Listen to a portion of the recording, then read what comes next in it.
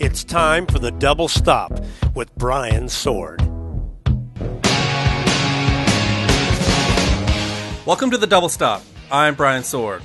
And for the first week ever, I actually have a co-host this week, Mr. Greg Renoff, author of Van Halen Rising. How you doing, Greg? Hey, Brian. Thanks. This is great. So Dave Whitman, not somebody who you hear a lot on the podcasts. You made the introduction for me, and you had the idea, and you set up the interview a little bit by giving me the contact info for a guy who is really hard to reach. So what was it about Dave that made you think he'd be a good guest? Well, I had the opportunity to talk to him around 2012, and we really only talked a little bit about the whole Van Halen incident, the sort of the way that Van Halen ends up in Electric Lady in New York and the way that Gene approaches Dave and hands him the demo. But, when you look over his CV, so to speak, and you start to think about Foreigner 4 and you think about all the Kiss records. And as we just mentioned before we came on air, I had never seen a real long form interview with Dave anywhere. And he seems to be this sort of unsung hero, just down the line, all these different types of groups. It was just amazing. It was a funny thing because I had his credit list. And I was kind of, using it as a little bit of a guide. And then, it was like 800 credits on it or something silly. And then he kept on dropping names of stuff that's not even on there that, you had no idea he even worked with. The one that I thought was really intriguing was Billy Idol and Steve Stevens, because, that album, Billy Idol album, was just everywhere. Rebel Yell in 1984, when I was kind of coming of age musically and hearing that stuff, and just it was played incessantly, and of course it came through so well on the radio and on MTV. And to know Dave was the guy who was behind the board on that recording is something I hadn't even thought about or known, but that was a revelation to me. And Greg, having done the book on Van Halen, which is probably the most in-depth book ever written on the band, did you learn anything from this interview?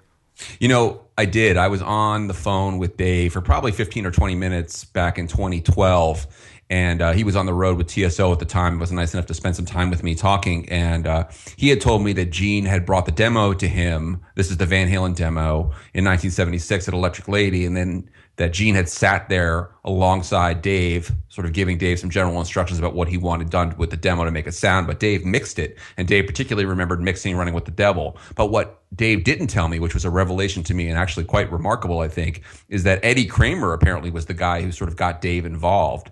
To think about the fact that maybe Gene had approached Eddie Kramer and said, "Hey, Eddie, I want you to mix this demo," I think really supports the fact that Gene was super serious about Van Halen. This was no sort of one-off little thing that he just wanted to do for fun, that Gene really, really thought this was going to be a big band and wanted the best possible mix that he could ever get. And of course, I think Dave did an amazing job. But to think about the guy who mixed Hendrix, to be the guy who was mixing the Van Halen demo, and then you bring it to Bill Aucoin, and that to me was a big, big revelation, and just again underscores the fact that Gene was really in all the way on Van Halen and wanted Van Halen to make it and wanted to be the guy who would bring Van Halen to the world. All right, folks, let's get right to it then. Here is the interview with Dave Whitman.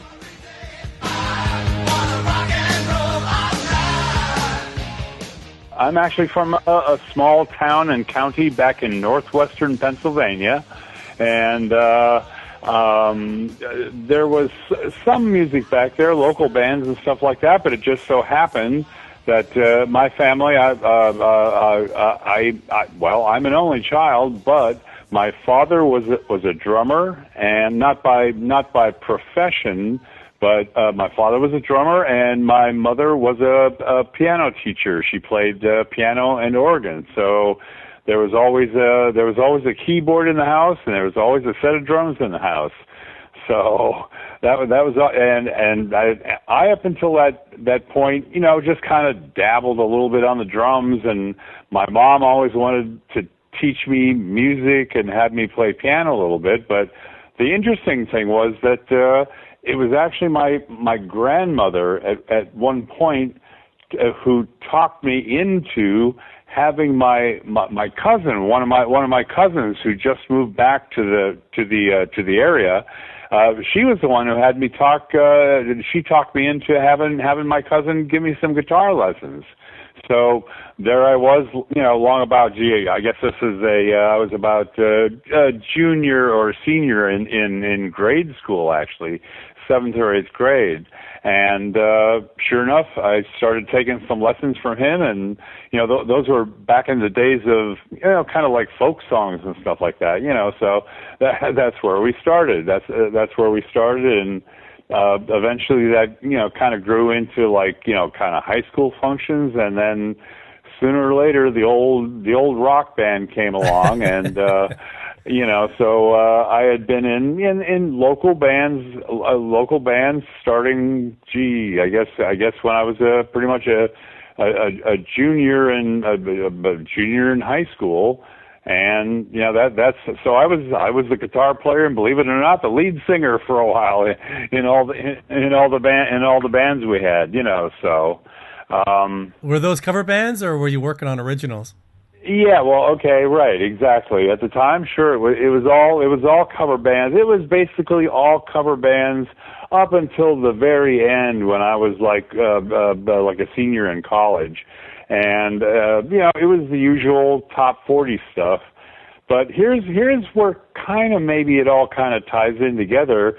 What kind of took an interesting twist was that yes, we were playing all the standard Turtles and Beatles and surf music and all that kind of stuff at the time at the local youth dances and stuff like that. So one night I was sitting in the driveway, and being from rural Pennsylvania, we didn't get a lot of we didn't get the local radio. There was one local radio station, and they were doing the usual stuff. But every now and then we could pull in either WBZ from Boston or WABC from New York City. And I'll be darned whether one night late at night I was sitting out in the car, and over the radio from WBZ Boston came this music that I've never heard of. It just perked my ears up, and guess who it was? It was Jimi Hendrix. So I'm going, who is this guy? Yeah. Listen to this stuff. This is stuff I've never heard anything like this before. So I kind of I pursued that. I found out who the guy was, read up as much as I could, and another kind of a side story. Me and my parents, we would take a vacation. We came to New York City on vacation. This was, I'm dating myself obviously, but this was back around 1968 or 69, right when the first album came out, the Are You Experienced album. And, we had just been strolling up and down Fifth Avenue. We stopped in, I don't know if it's still there anymore, the Record Hunter on Fifth Avenue.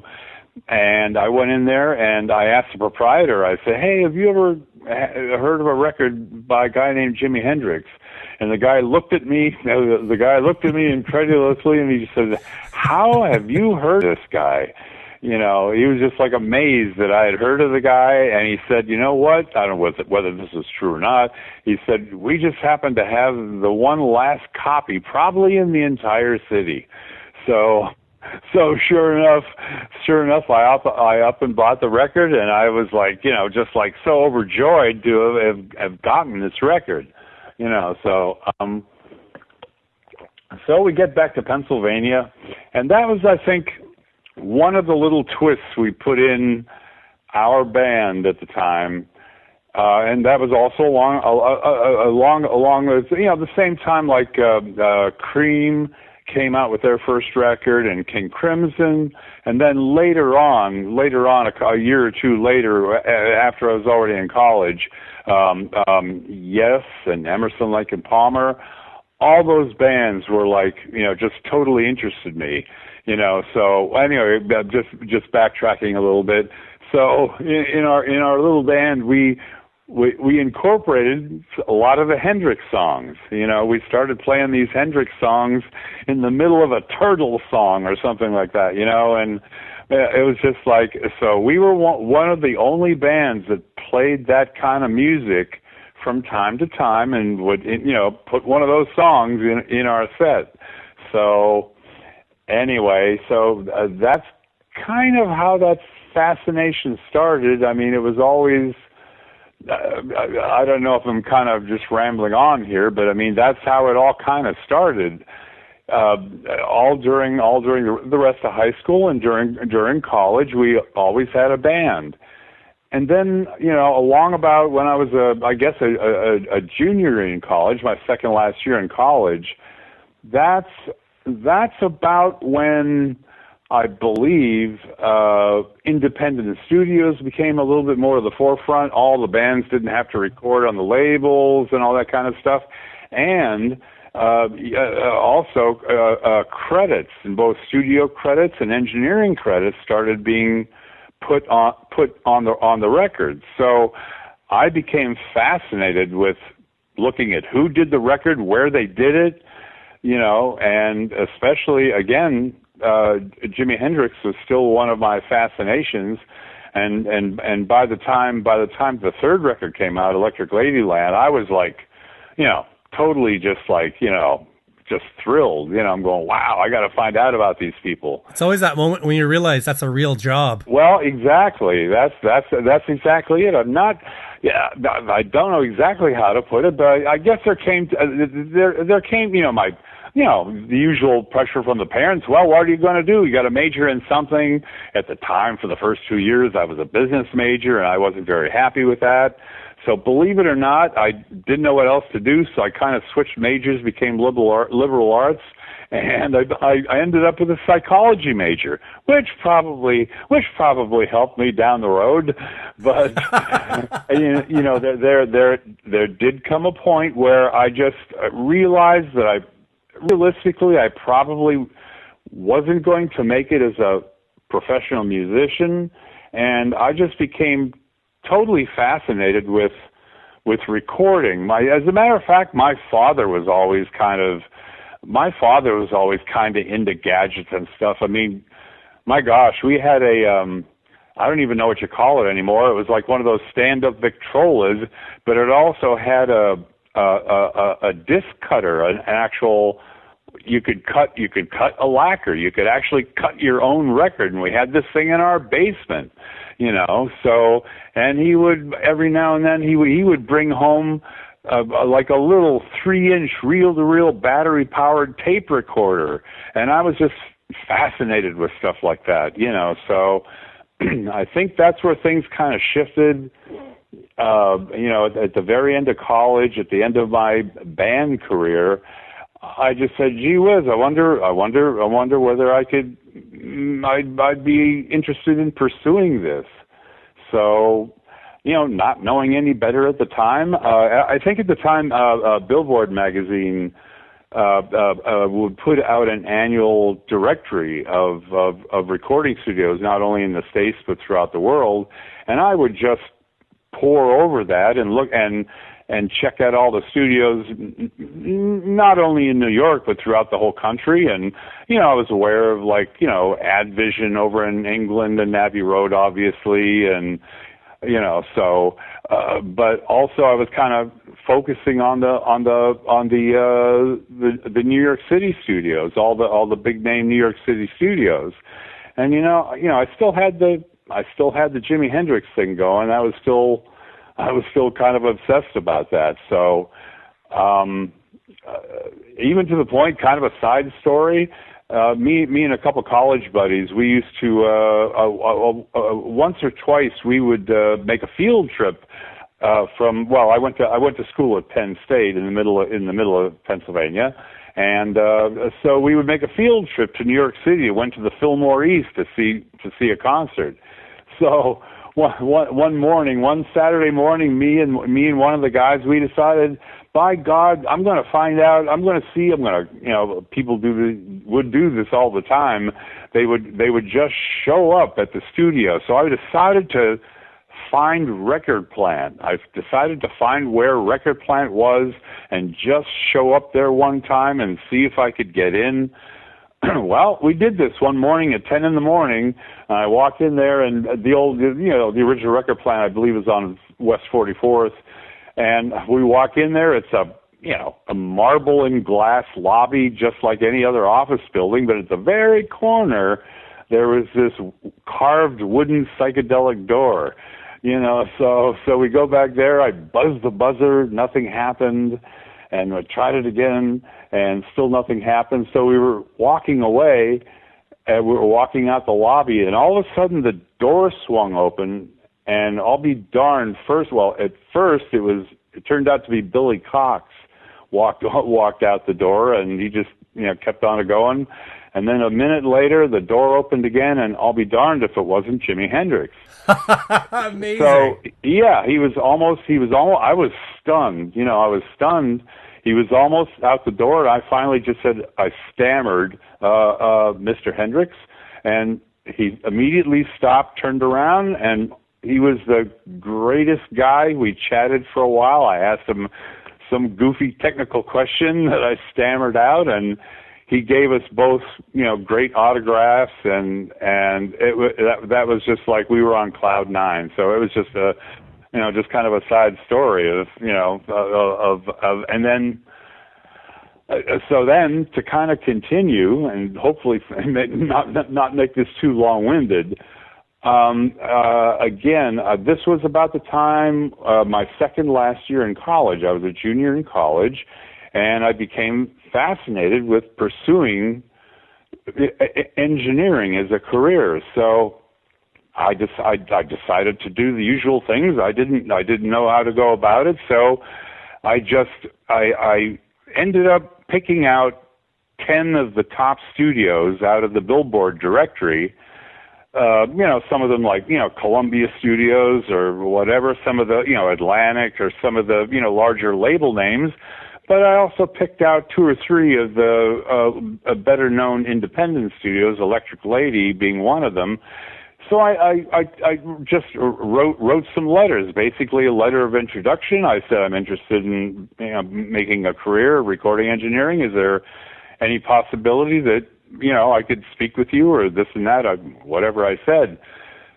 So it turns out, let's see, how did this go? I think I heard back from 4 of them, and 3 of them were the standard job application. Please fill this out and we'll get back to you.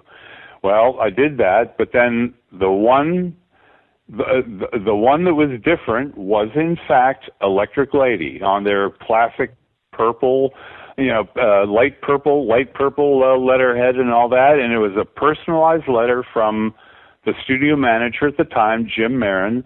And this would have, like I said, this was at my second last year in college, and he invited me to New York to have a chat.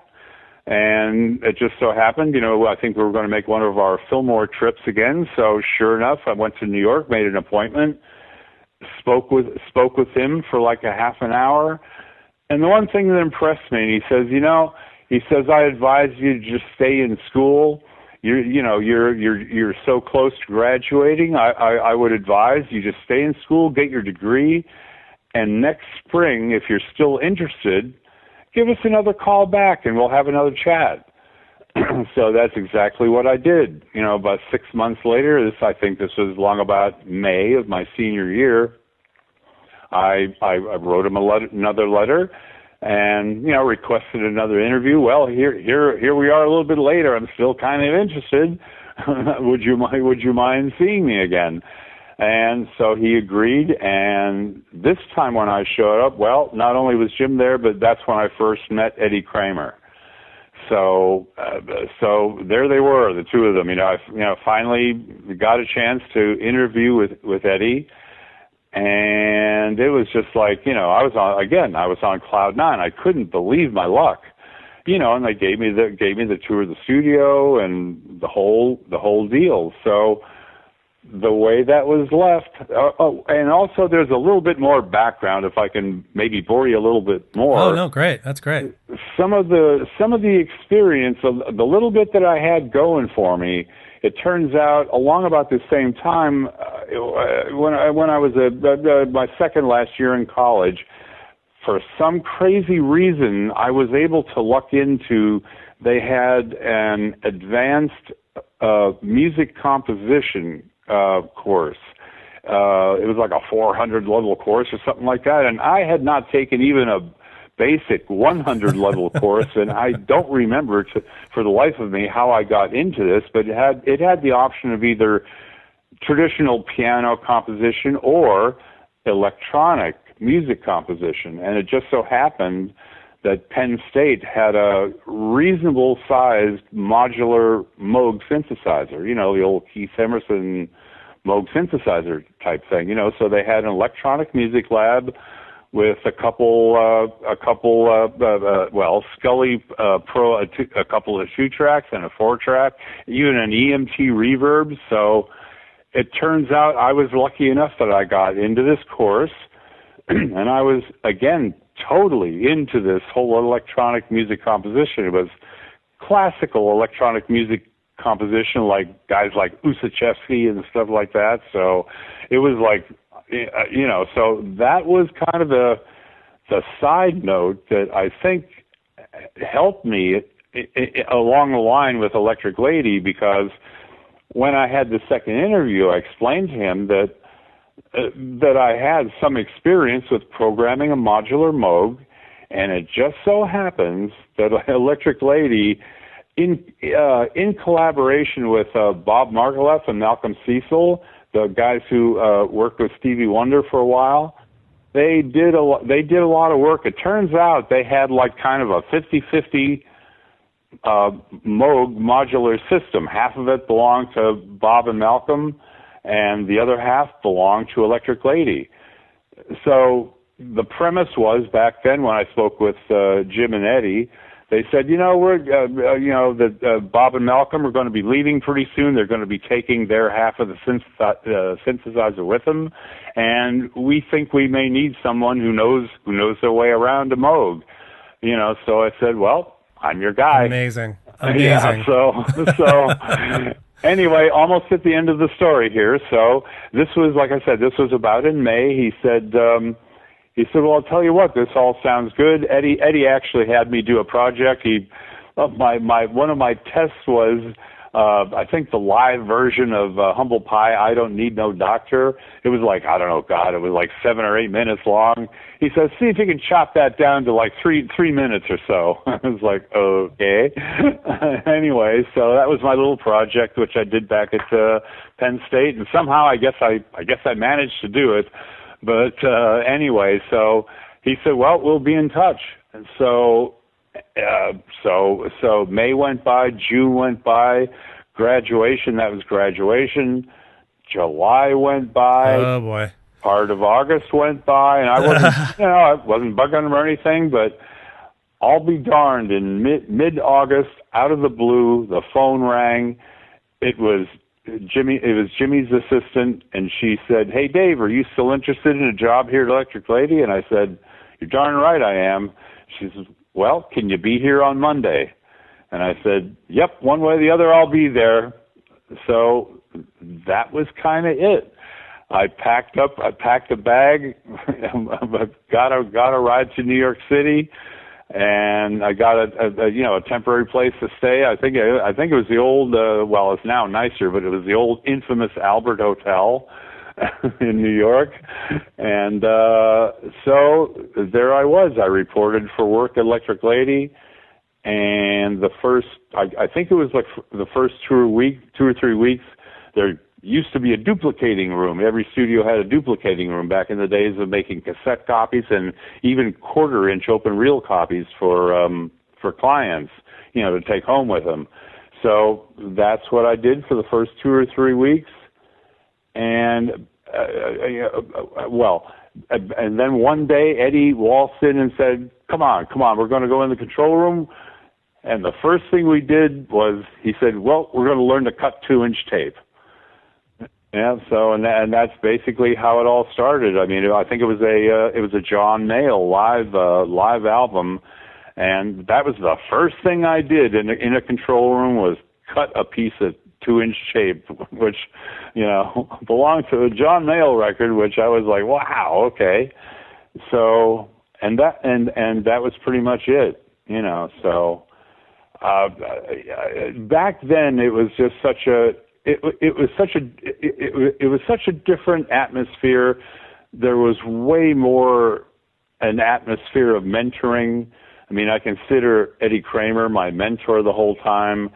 I mean, we even had, like, on Saturday mornings, we had, like, there was a staff, a engineering staff of like, I don't know, 6 or 7 first engineers, and we had a staff of, like, 6 or 8 second engineers, assistant engineers, and on Saturday mornings we would have class, and they would show us everything from how the proper way to wind up cables and stash mic stands, and especially the most important thing was learning the patch bay on the console. So it couldn't have been more of a greater atmosphere for learning. It was like not only on the job training, but also they were teaching you in the spare time. So. And I don't think that reality exists anymore. No, it's the whole thing's changed. I guess, like, instead of being mentored, it's more like kind of intern thing.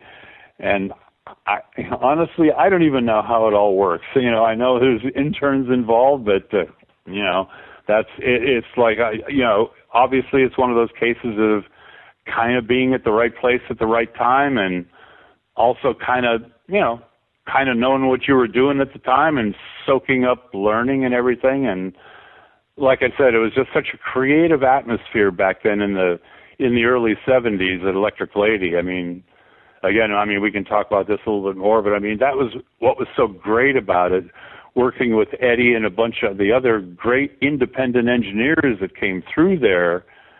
I got to work on so many cool projects as an assistant. It was just like my dream come true is basically what it was back then. So it was just such a creative atmosphere, and I was like on cloud 9 the whole time. So that kind of takes us up to how I got my gig to start with, and how I got started in the whole business. And how long were you assisting before you got your first job as the actual engineer? Well, not too long. It was a crossover point. It was definitely that I was doing both at one point. Let's see, I think I started in August of 1972, and I think, for instance, one of the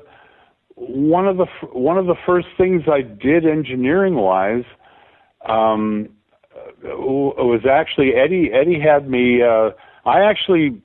Eddie and I actually did the demo that eventually got Kiss their record deal. They came in and did the classic cold gin, deuce, strutter, that kind of thing, and we just went in there one afternoon and did the kind of the Beatles thing, the 4-track to 4-track to 4-track kind of thing. That was one of the first times that Eddie kind of entrusted me with him looking over my shoulder, but entrusted me with doing the thing. And it turns out, I believe we did the same thing with Van Halen. Eddie brought in the multi-track tape of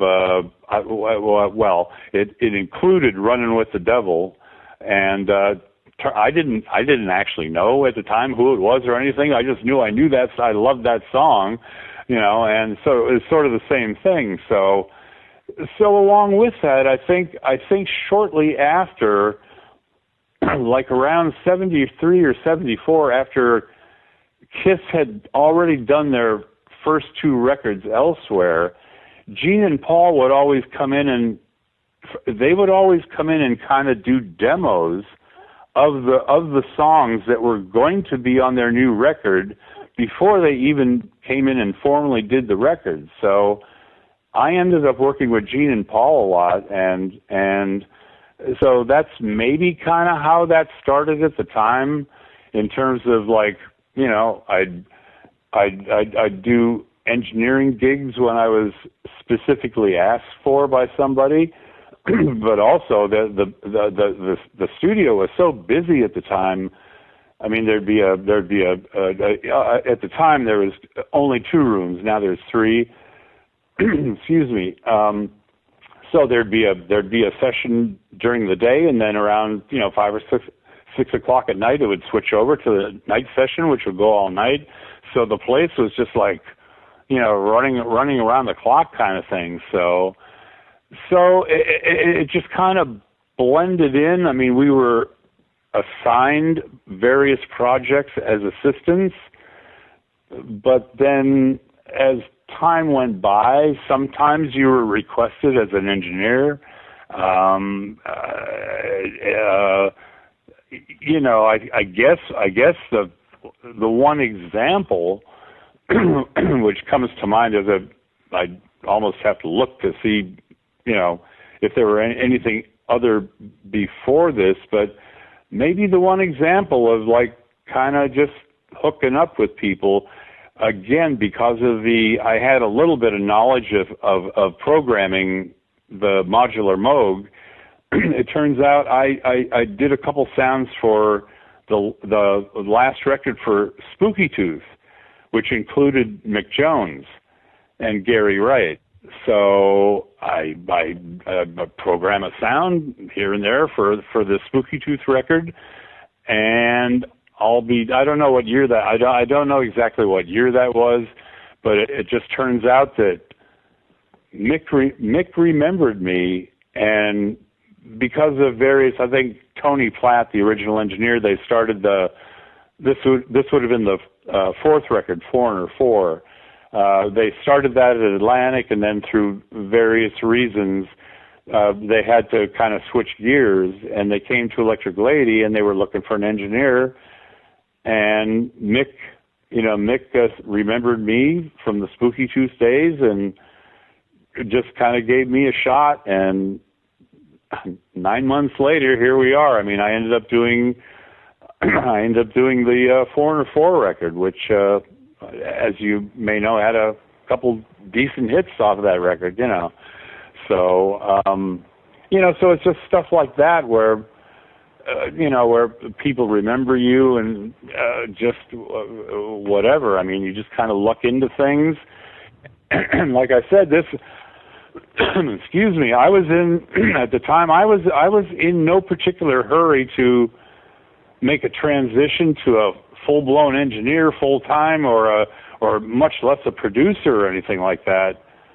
One thing I will mention that was great about Electric Lady, which also I was in hog heaven and so to speak, and learned from other engineers at the time. I guess this would have been the late 70s. There was a lot of, at the time, it was called jazz rock, jazz fusion, came through Electric Lady. Electric Lady became a kind of a haven for that. And I was privileged to work with guys like Stanley Clark. I ended up assisting on, and this blew my mind. I couldn't believe it, because back in college, when I first heard Mahavishnu Orchestra, the first Mahavishnu Orchestra record, again, it was kind of like one of those Jimi Hendrix things of going, what the heck is this kind of music? This is something I've never heard of before. And I'll be darned whether I didn't end up assisting on both Birds of Fire and Visions of Emerald Beyond. And I was just blown away with these guys, just seeing these 4 or 5 guys out in the studio just burning it up and playing this stuff live. And there I was, sitting back there at the time, back with the old analog 2-inch tape recorder, and if somebody had to make a correction, well, there I was counting in, like a 7-time or a 9-time, and like, holy crap, I hope I don't screw this up, and just, it was just like, but I just couldn't believe it, my luck, that I was sitting there watching these guys just burning it up, and it was just like unbelievable. And, the same thing, that was with Ken Scott, by the way. Ken Scott, the British engineer who's, he's in his own right. I mean, I learned so much from Ken just by sitting there watching him, So,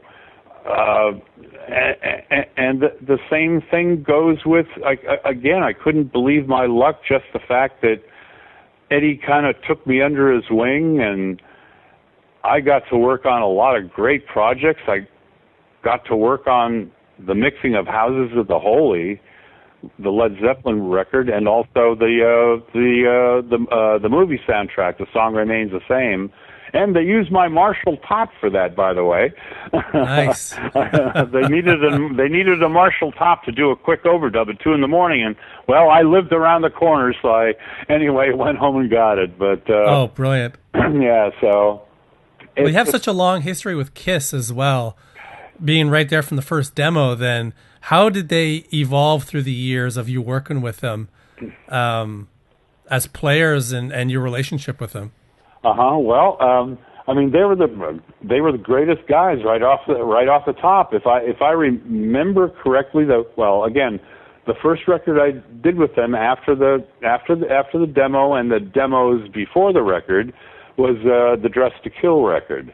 And if I remember correctly, I think they were. I hope I'm not giving too much away, but I think we were using little Fender Champ amps for that. I think.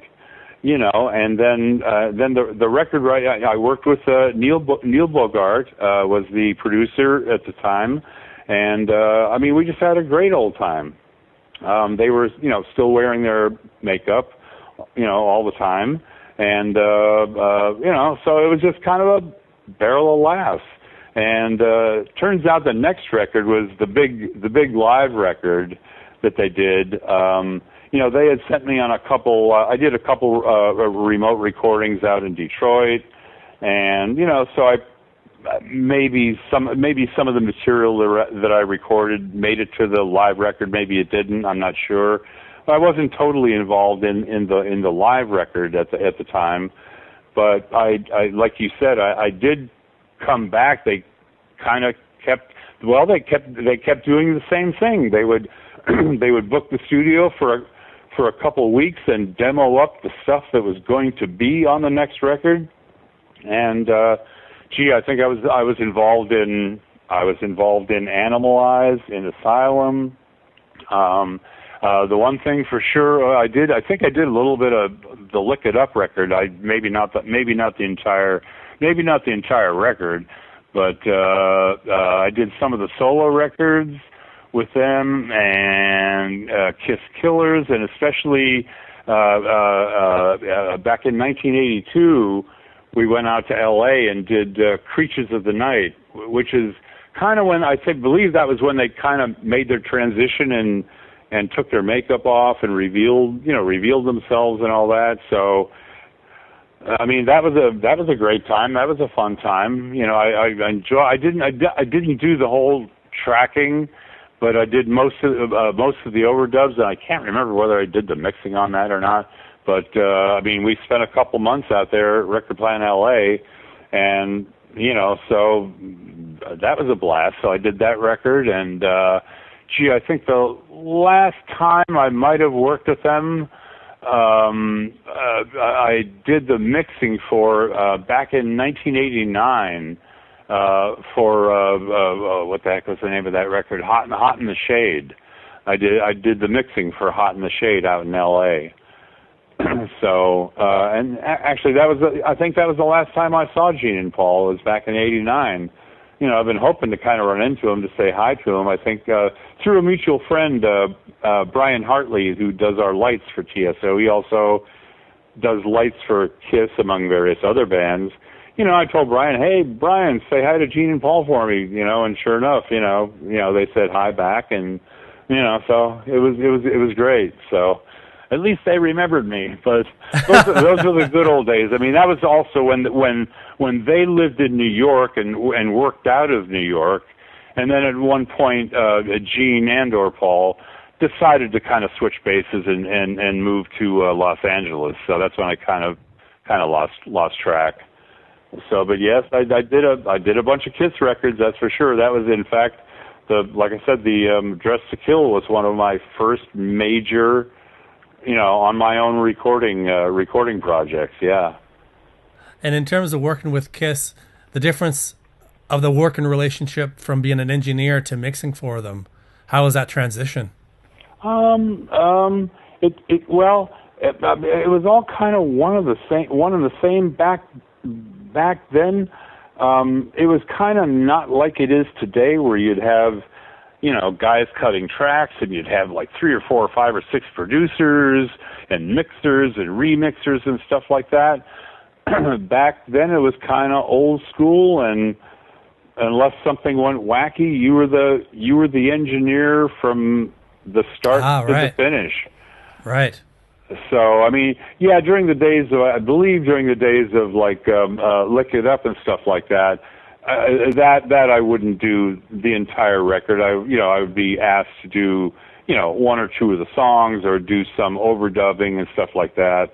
Yeah, I mean, that kind of was a little bit different here and there, but in general, back in those days, when you started the record, you started it from top to bottom.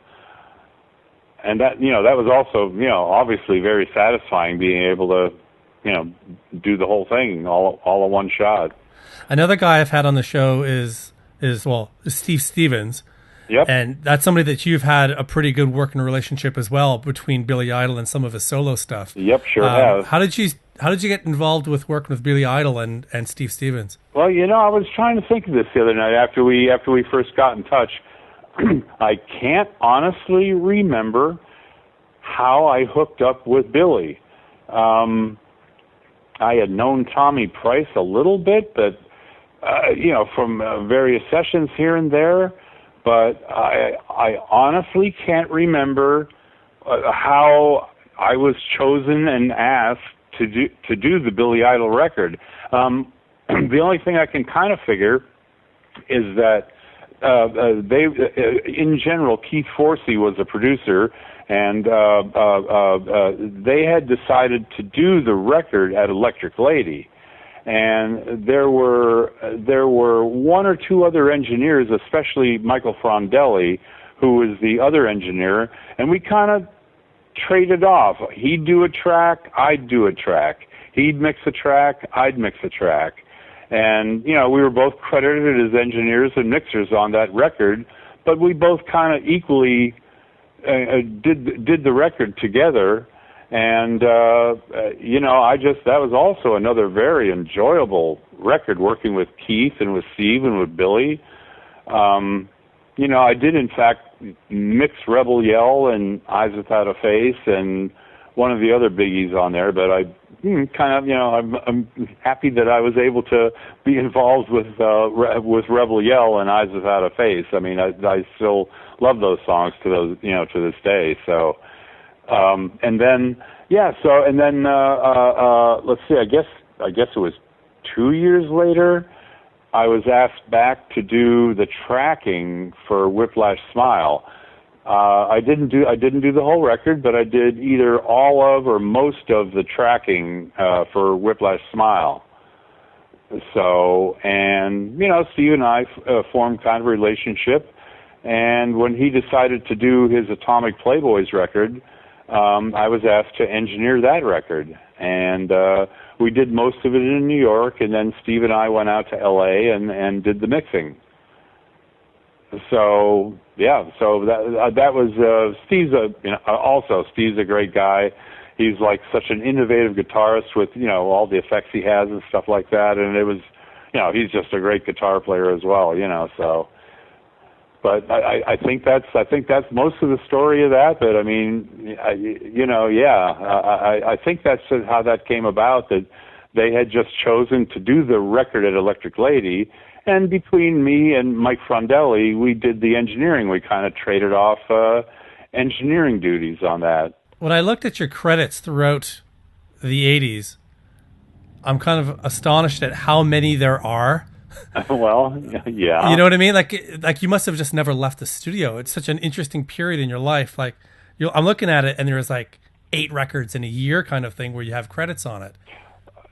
Well, you're right. I mean, I was, starting like around 81 when the Foreigner thing hit, and that's when maybe my career took off a little bit. And I am just so lucky and grateful that up until about, 89, 90, I was just so lucky that the phone was ringing off the hook. just had so much work that I was basically constantly booked all during the 80s, and just got to work on all these various projects. It could be some wacky stuff, it could be some mainstream, but I was always a rock and roller. I always enjoyed rock and roll, and like I said, I enjoyed jazz too. I mean, I did do a bunch of jazz records.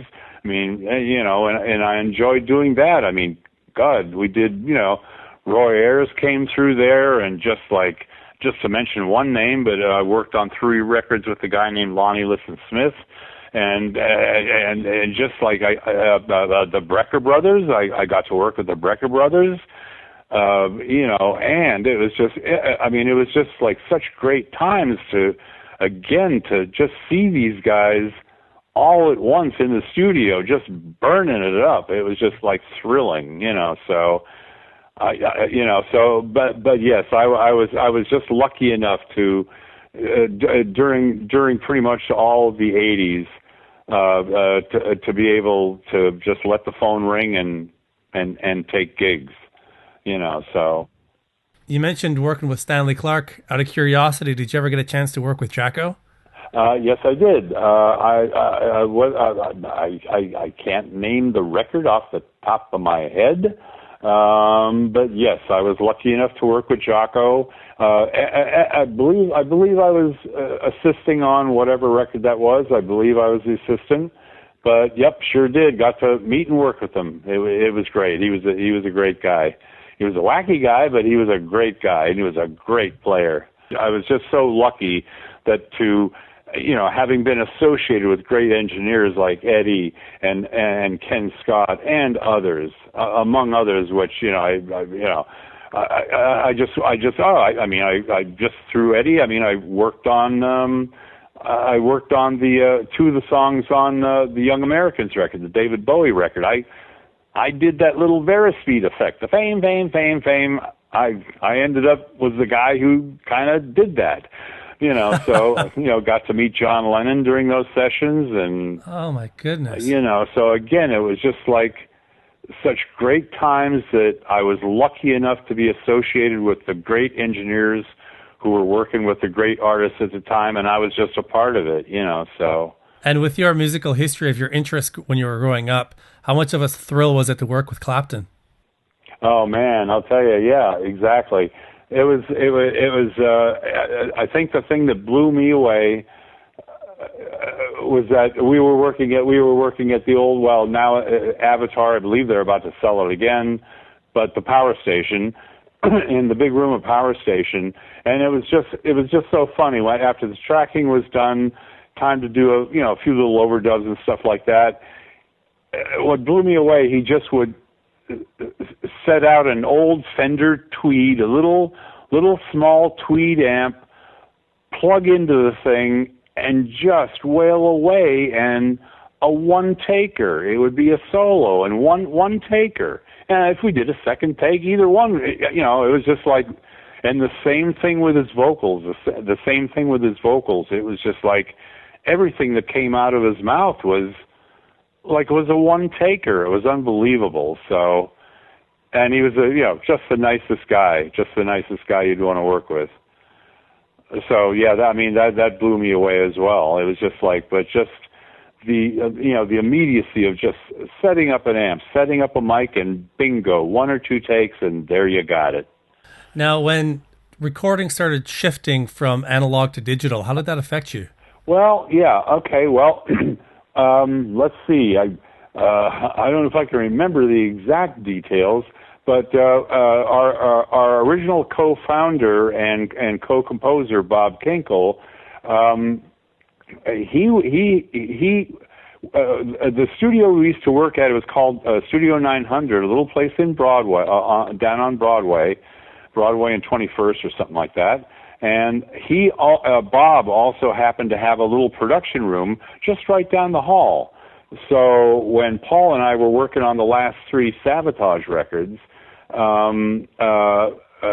the time, because Paul likes to make changes, tempo changes, key changes to fit the singer, it would drive Bob crazy. We would have to kind of redo the stuff. We'd get it on 2-inch tape.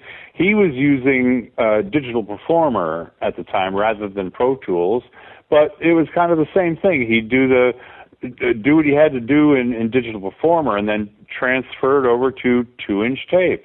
And we'd still be using 2-inch tape in the studio proper.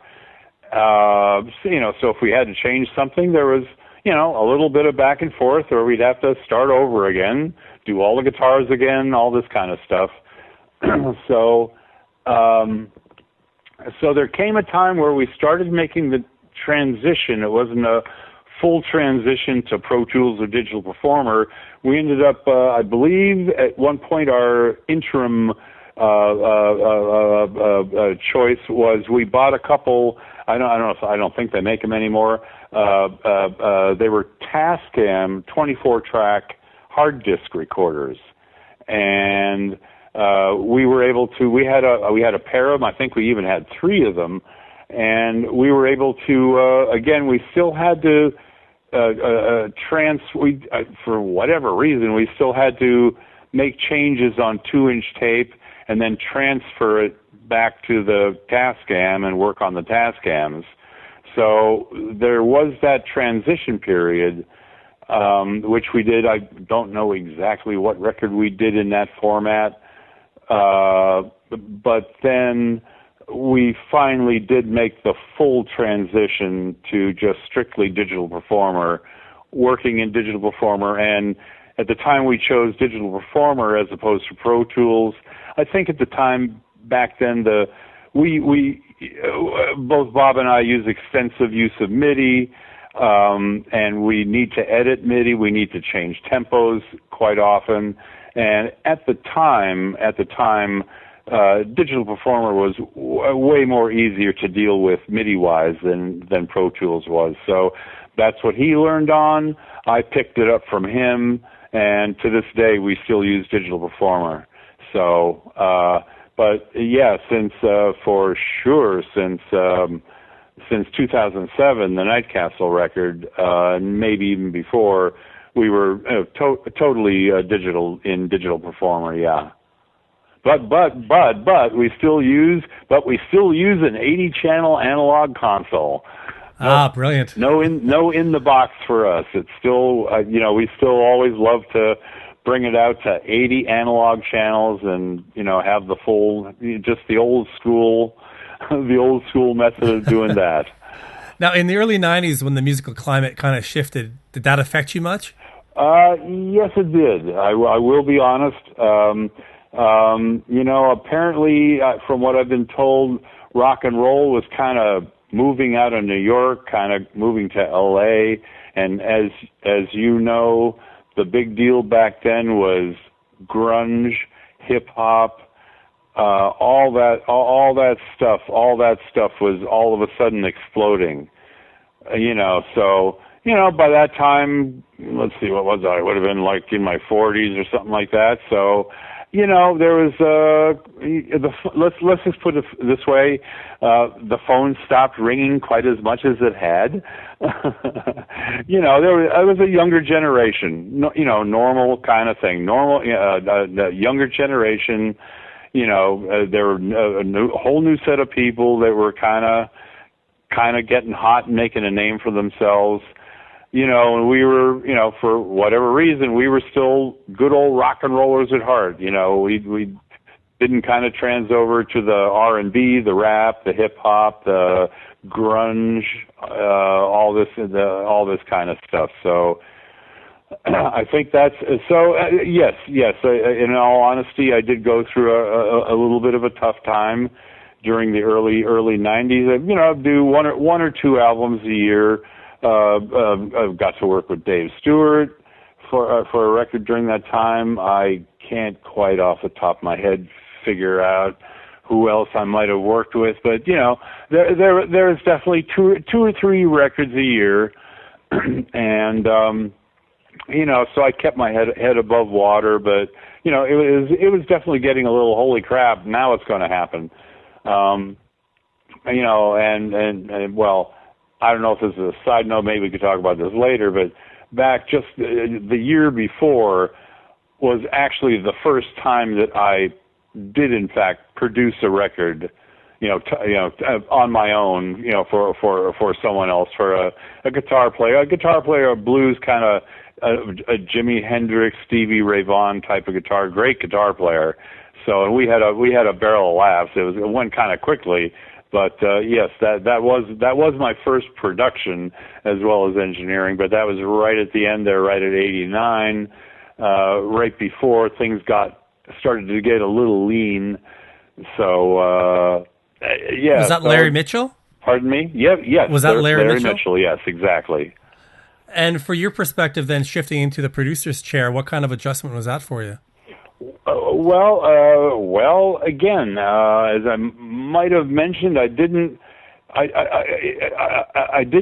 really go ahead and pursue it a whole lot. Maybe I should have pursued it a little bit more, but I was kind of happy to let nature take its course. I was kind of happy with the way things were going, other than the work slacking off a little bit. But along came Paul O'Neill, and this was kind of an interesting story in itself. Around '95, I had just finished a record somewhere in the middle of '95, and at that point I was pretty bummed out. I'm going, well, was that it? Was that it for a while? And that same night, the phone rang, and this is the weird part. The band, the band I mentioned, my final band in college, where we in fact did do a couple cover songs, and where we in fact did our one and only opening act. I don't know, you probably remember the name Mason Prophet, maybe?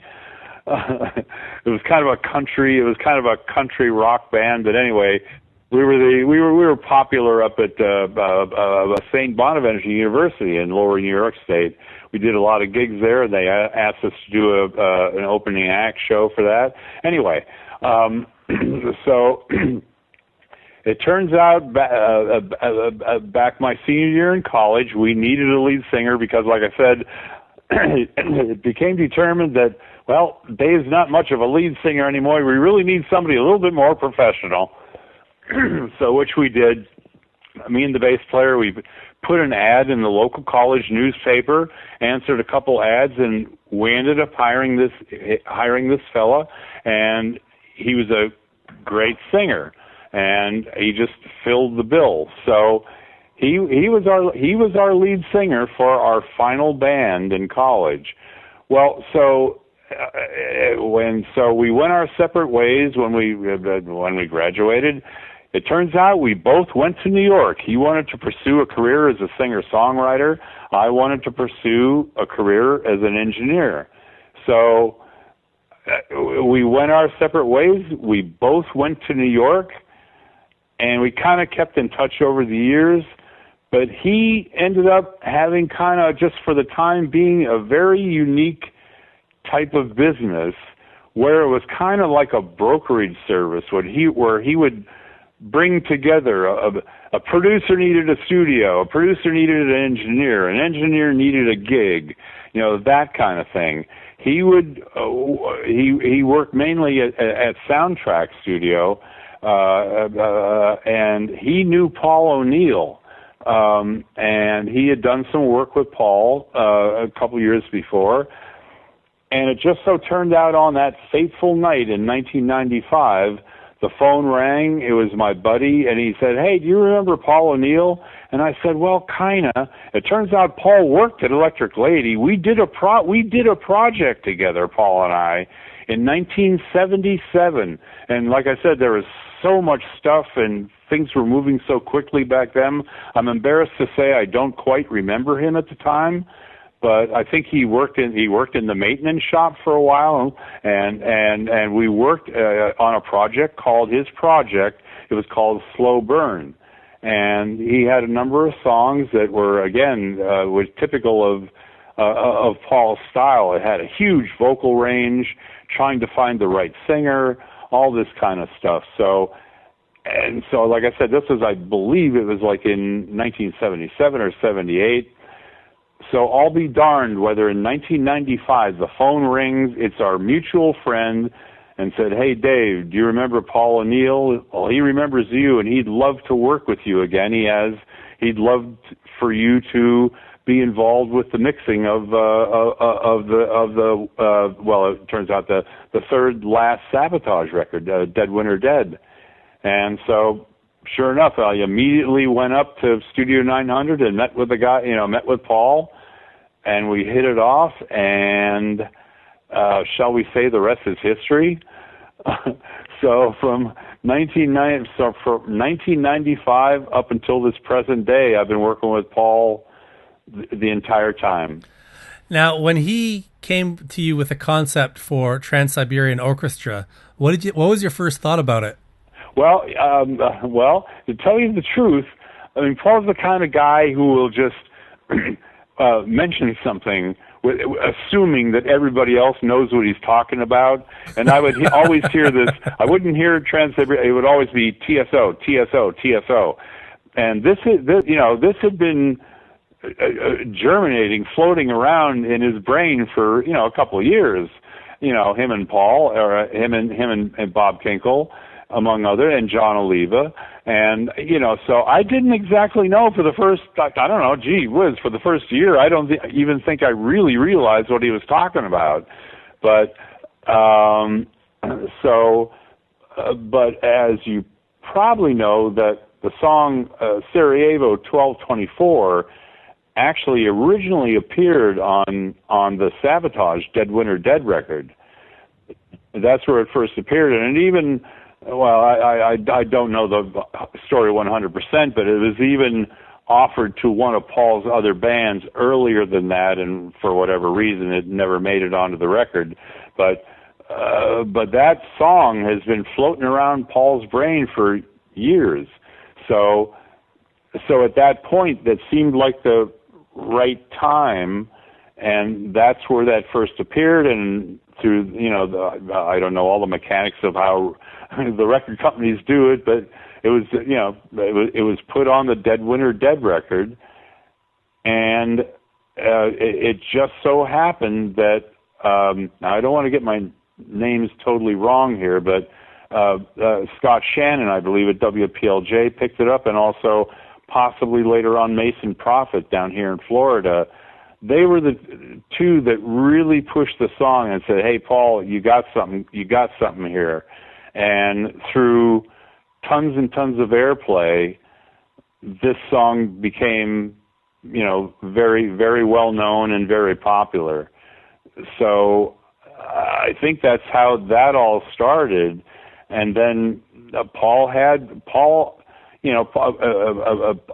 stuff always involves a story of some kind, a narration, a story that interweaves all the songs. And, and that was the story of the cello player over in Sarajevo during the time of the war and all that kind of stuff, which is a true story, by the way, I believe. And, so he always had these unique stories and was always to blend the songs together. And so in between Sabotage things, I mean, we had, we ended up doing the last three Sabotage records, but in between there was when we decided to record the very first Trans-Siberian Orchestra record, Christmas Eve and Other Stories. So that's kind of how that all started. And this was, I don't know, I'm terrible at years, but whatever year that record was released, a couple of years later was when we decided, gee, do you think this thing has wings enough that we could actually tour it?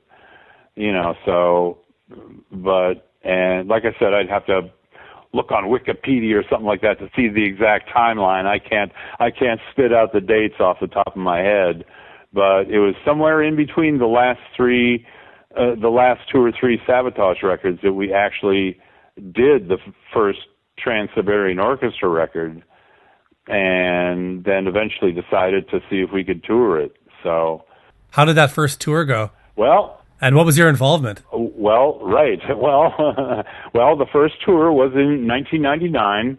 It was a limited tour. I believe we did. Well, we did. Cleveland was one of our biggest, and still is to this day, one of our biggest supporters.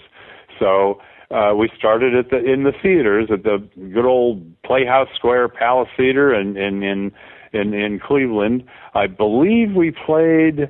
Now, don't quote me on this, but it's like I believe we played like 8 gigs over 6 days. It was only like a 1-week tour, but we hit like 6 cities, but we did 8 shows. I mean, I think we did 4 shows, or maybe even 6 at the Playhouse Square in Philadelphia. But I'd have to look it back up. But yeah, it was just a very limited tour, 1 week, less than 10 shows. That's how it all started. And then for the next couple years, it kind of expanded little by little. I think at that time it was only during December, closer to Christmas. And then as time went on, I think they just decided to, hey, let's expand it a little bit more. Let's expand it. Let's see how ticket sales go. And, luckily enough, it just kept getting a little bit better, and Paul was able to invest a little bit more money in lights and pyro and set design and stuff like that. And, so for the first couple of years, we did the smaller venues, theaters, and mid-level arenas and stuff like that.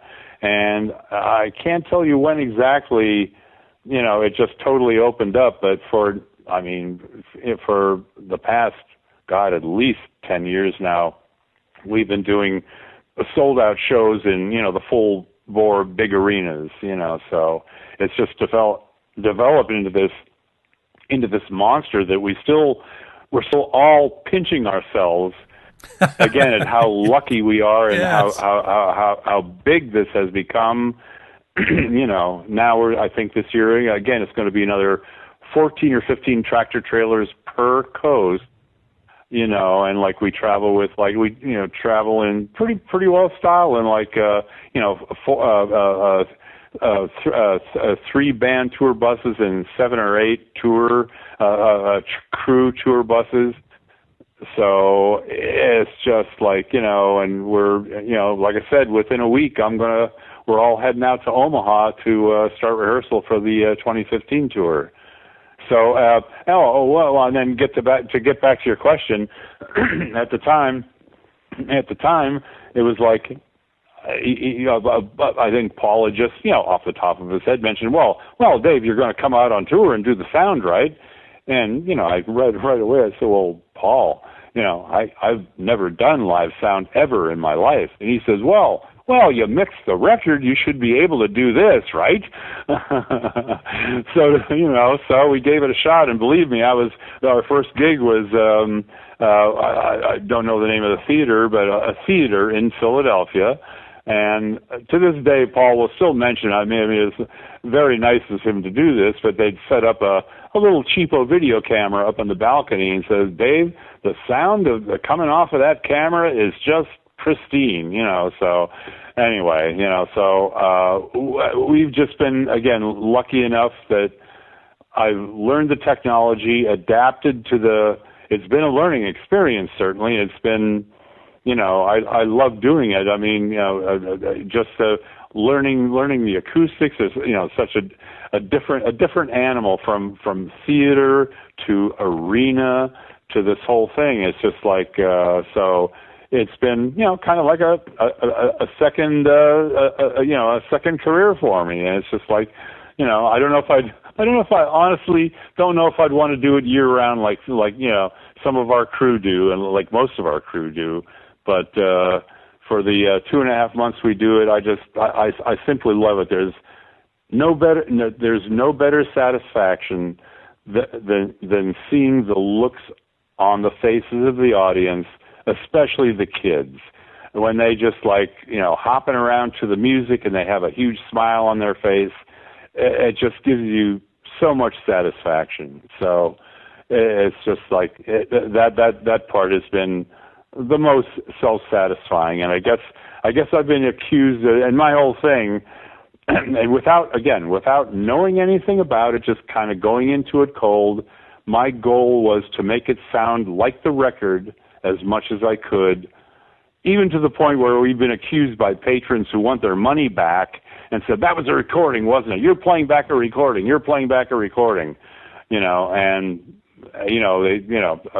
Our guys just say, look, we invite you to come down and have a look and da-da-da and this and that. So, I mean, that's obviously a bit of self-satisfaction as well. So it's just like, I try to, make it sound as much like the record as possible, make it the way the people remember it, and it's just such a blast for me to do that. It must be fun after spending so many years being in the studio doing the recording, where you have no interaction with the audience, to actually get to hear the applause. It really is a rush. Like I said, it's just like, especially opening night when you're, after 2 weeks out in rehearsal with nothing, a bare arena, and then all of a sudden it's like you almost have to quote that Warner Brothers commercial where they're people, you walk out there for the first time and you're walking out through the audience and there's like 8,000 people, and there you're sitting there going, holy crap. But it's like, once the music starts and once a crowd starts applauding, it's just great. You just I kind of go into this trance. I always joke with Paul, of all the what he goes through to produce the light show, the pyro show, the lasers and everything. I never watch the show. I honestly don't watch the show. I'll glance up from time to time, and he said, "Hey, did you see this? Did you see that?" And I said, "No, Paul. I never really watched the show." So I'm just kind of concentrating on what I'm doing, and anyway, just kind of a side note there. I just talked to Al Petrelli just recently, and we discussed about the unlikeliness of the success of this, because you look at it on paper and it shouldn't work, but it works so brilliantly and it's become so popular. What do you credit the success to? Wow. Well, without making the answer sound too naive, there's always Christmas, but the thing is, it's different than other bands that will remain unnamed. But the thing about it is, Paul knows how to do it right. He gives he on purpose keeps the ticket prices down, makes it accessible for the whole family. Because by the time you take a family out for four and dinner and all this kind of crap, it's gonna cost a couple $100. So, but I think Paul's whole philosophy is bang for the buck. Keeping the prices down, making the show affordable for a family, and making it a family show. You can bring your 7-year-old daughter or your 70-year-old grandfather, and still be fine. Maybe it'll be a little loud for certain people, but again, that's we don't try to make it, and that's another thing. We don't try to make it overbearing. We have kind of a little limit, and I'll get frisky every now and then, but it all works out. It all works out good. But again, keeping the ticket prices down and just the tremendous amount of lights and pyro and special effects that Paul squeezes in the budget that he has, and even, whatever, may or may not go over budget, but the whole thing is deliver bang for the buck and be able to make it affordable for the entire family. So it just seems to have worked. For whatever strange reason, it just seems, to have worked all these years. Now, as we're getting to the finish line here, I've noticed that on some of the later TSO records, you have credits like bass, drums, guitar, that you're actually starting to play a little bit on the records. How does that transition happen? Well, yeah, that was kind of to be honest, that was kind of a nice thing that Paul did. I think with the union rules might have gotten a little bit stricter lately, but what that was I did in fact actually play stuff, and as like just starting to, again, going along with the kind of the producer thing, maybe kind of behind the scenes, maybe not credited, but behind the scenes, I mean, when there was something that needed to be fixed, or needed to be something that needed to be corrected, I'd pick up the bass and I'd punch in a bass note. At one point I played a harmony. I was out of town, and we needed a harmony part, so I cranked up my guitar and just added the harmony part real quick. Or I'd add a drum fill I'd add a drum fill to a part that Paul heard a drum fill. So Paul was nice enough just to kind of overdo it there, but that probably won't happen anymore because I think the union rules are a little bit stricter. But that's all that was. It was Paul just being very nice. But in fact, I do have a couple notes here and there on the past couple records. Yeah. And in terms of the future, just from talking to Al, I have a better concept of just how big of a project TSO has become, and it's kind of a full-time job year-round with all the recording to go along with the tour. But what is the future look like for you? You have the tour coming up, and then what comes ahead? Well, hopefully a month or two of rest this time around. But ever since we switched gears, we moved to we used to do from 95 up until 2007. We did all our recording in New York City.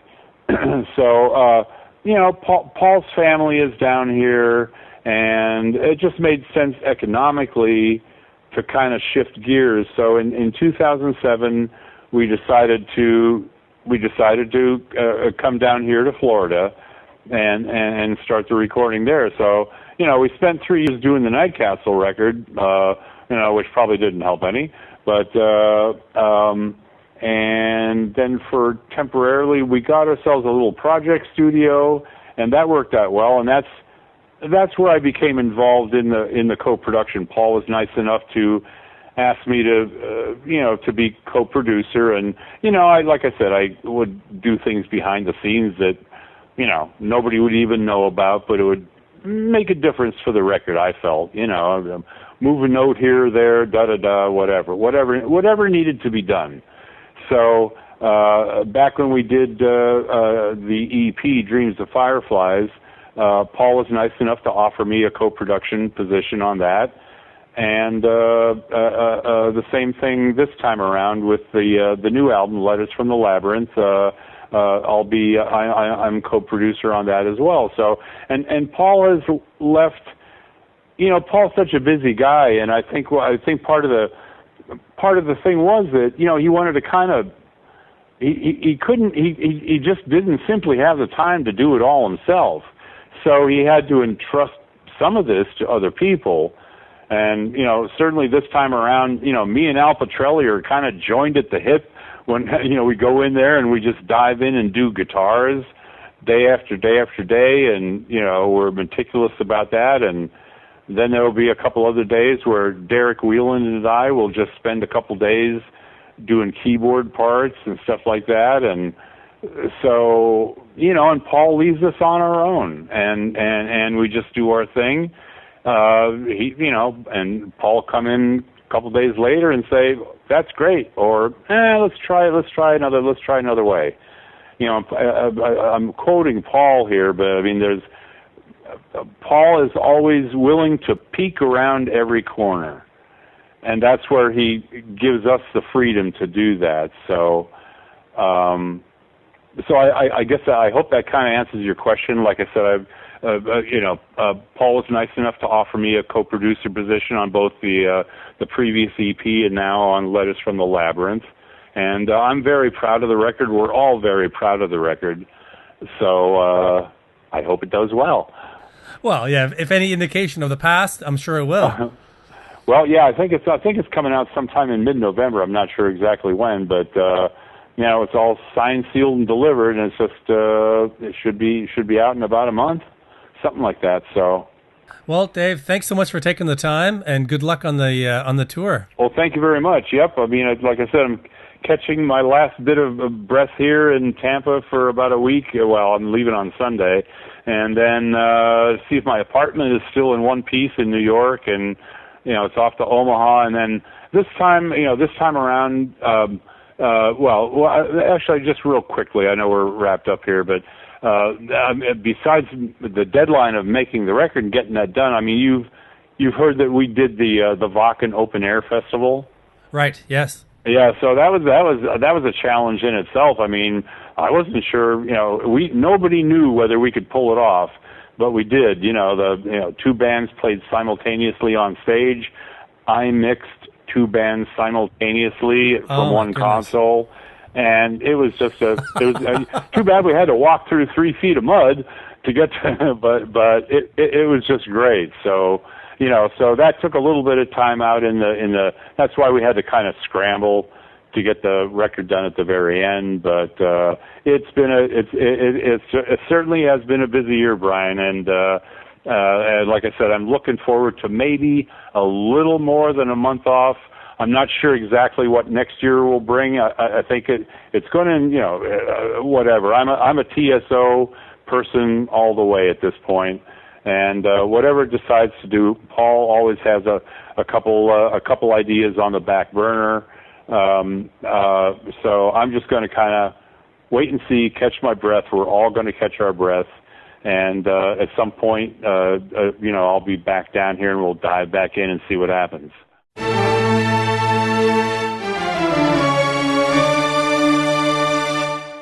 That was Dave Whitman, folks. Hope you liked it. So, Greg, what did you think? One of the things that really struck me about the Dave Whitman interview, and I'm really glad that you got him on the show, is that this is a guy whose arc in music stretches back to the 60s. And I really, from the first part, when you hear that Dave Whitman is in New York City and he's outside, I think it was the record plant, and he's standing there, and who comes out of the door of the studio? Billy Cox. And then after that, Jimi Hendrix walks out. To me, that was just gave me absolute chills to think about the fact that as a young man, he's standing there and Jimi Hendrix is talking to him and maybe signing an autograph for him and chatting him up and stuff. And then to take it full circle now down the line, I think about where Dave is now with TSO. I mean, TSO to me, obviously these guys in the band, many of them kind of stretch back to the 80s and that era when the music industry was a whole different beast.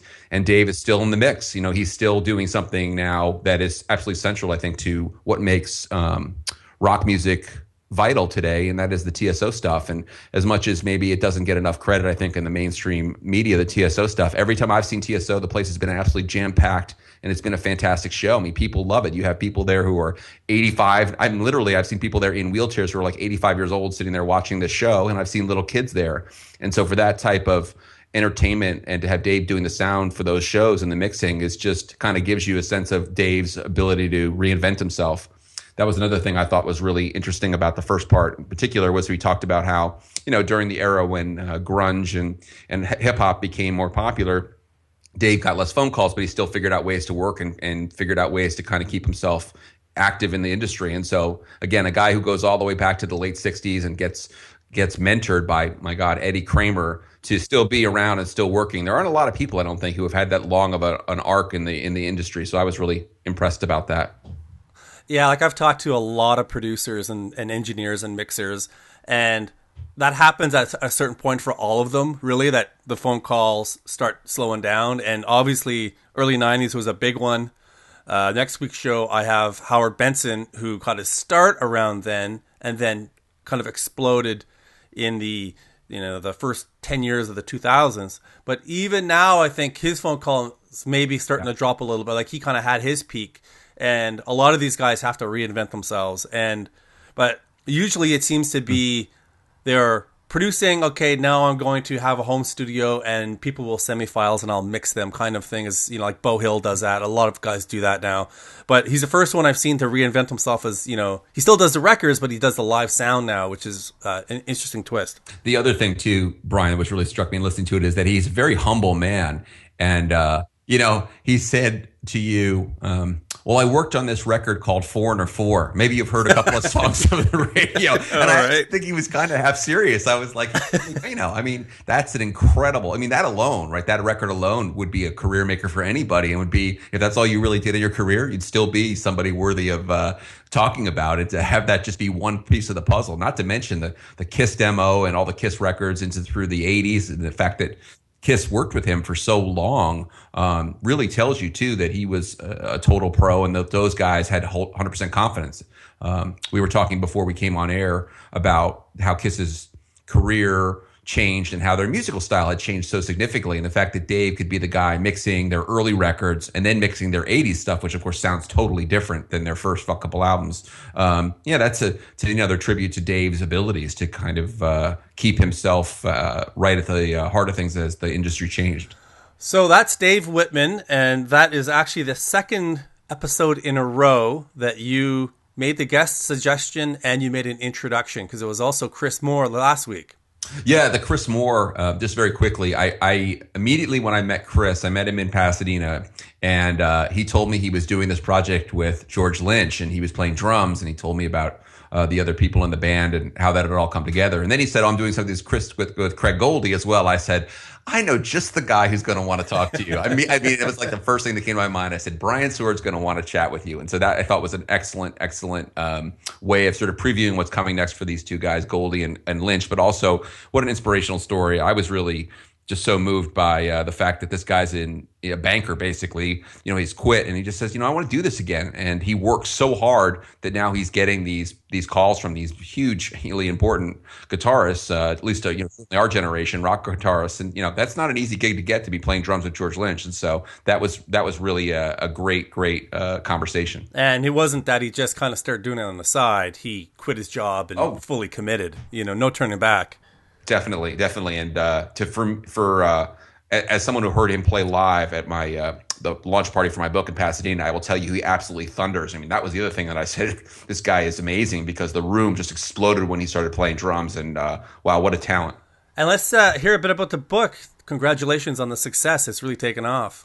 Yeah, thank you. It's been humbling, I tell you, because I was just saying to someone the other day that I really, with the book, the goal was just to get the super passionate Van Halen fans engaged and get them to know the story about the band's early days, but to kind of have it spread wider than that and have it be the #1 heavy metal book on Amazon for several weeks now has been incredibly gratifying, obviously, but also very surprising, because I didn't expect that it was going to have that type of wider appeal. But thank you. I know you were an early supporter, and you were someone I talked to about it a while back, and I really appreciate this opportunity to come on, and because I am a fanatical listener of the Double Stop, and I always am trying to spread the word. Thanks a lot, Greg. Problem. All right. So until next time, I'm sure I'll have you back on as you continue to be a great source of my guests. The list is endless. All right, folks, that's it for this week. Thanks for listening to The Double Stop.